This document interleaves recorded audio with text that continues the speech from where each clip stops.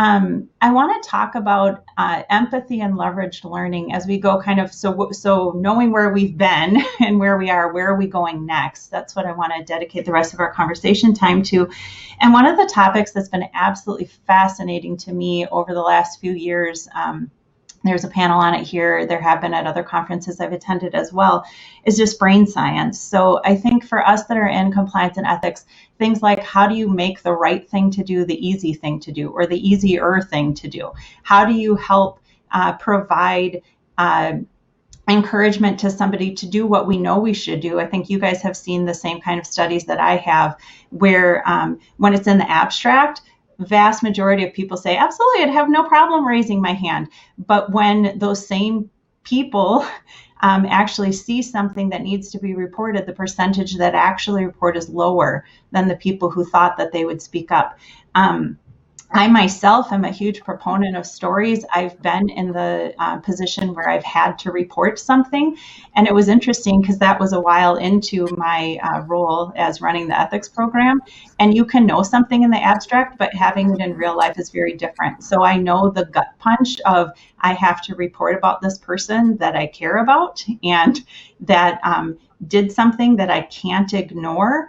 And so sometimes what I'll do is when I'm talking, getting to the whistleblower question, I will talk to people and I will just say, that is normal. The feelings you are feeling are normal. I understand them.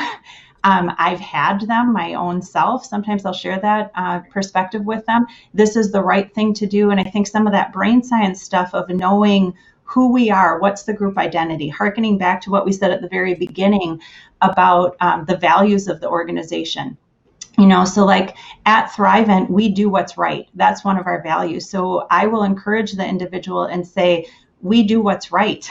And what you are doing now is hard, but it is right to bring up that concern. I talk to them about the process, and we've shared stories. So I talk to them about that process and I say, look, our process is such that we go after the facts. We want to know if there's a concern, because if it ends up that there isn't a problem, how much better for you to know that than sit there with that gut feeling and worried about somebody else. If there is a concern, how would we know about it if somebody doesn't bring it up? So knowing about it gives us the opportunity to do the right thing, because at Thrivent, we do what's right.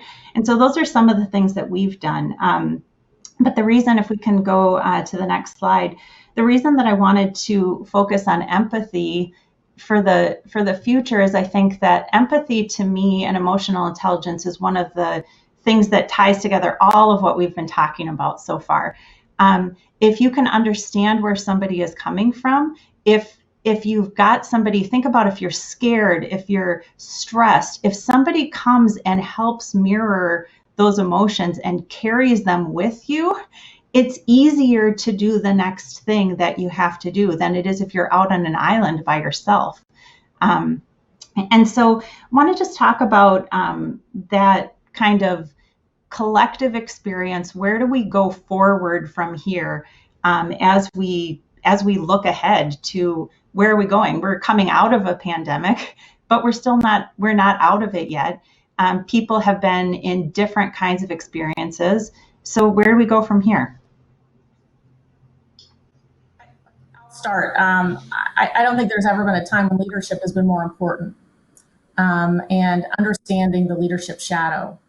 So, I think employees certainly listen to what leaders say, but they pay far more attention to what leaders do. And so particularly on the topic of well-being, leaders can say, we care about you and we want you to take care of yourselves. But if they are also expecting, answers to their emails that they send at midnight, and if they are sending emails at midnight, by the way, they are sending a very strong message to their team about what they really value and what they really care about. So I think it's incredibly important for leaders to be self-aware that it's not just what you say, but there can't be cognitive dissonance, right? There has to be, you have to practice what you preach, to quote my mom. So I have a couple of examples that I'll hold up as a good leadership practice. So I noticed that we had during this same ethics and compliance conference, we had one of the leaders from our Middle Eastern region to speak to our team, to bring some business insight to keep us fresh. And the background, now that we're all virtual, the background that he chose was one that had in the corner it's a little message that said it's okay to disconnect from work. And what an incredible message that was, right? And he made it a point to follow up and say, and I'm not just saying that. I'll give you he shared a story of how, while he normally doesn't, put his phone away during vacation, he normally kind of checks in now and then. This year he did, and he did so for good reason. I'll use another example since I mentioned email. I noticed a signature block from one of our leaders that said, I am sending you this email when it's a convenient time for me. You may be receiving it at a time when it's not convenient for you. Please don't answer until it is, right? So it's a nod that, again, we're all in, we're facing the same storm, but we're all in different boats, right? And I might find it convenient to, after the kids are in bed and after dinner, I might want to jump back on and do some work because that's a convenient time and it's actually less stressful for me to do that.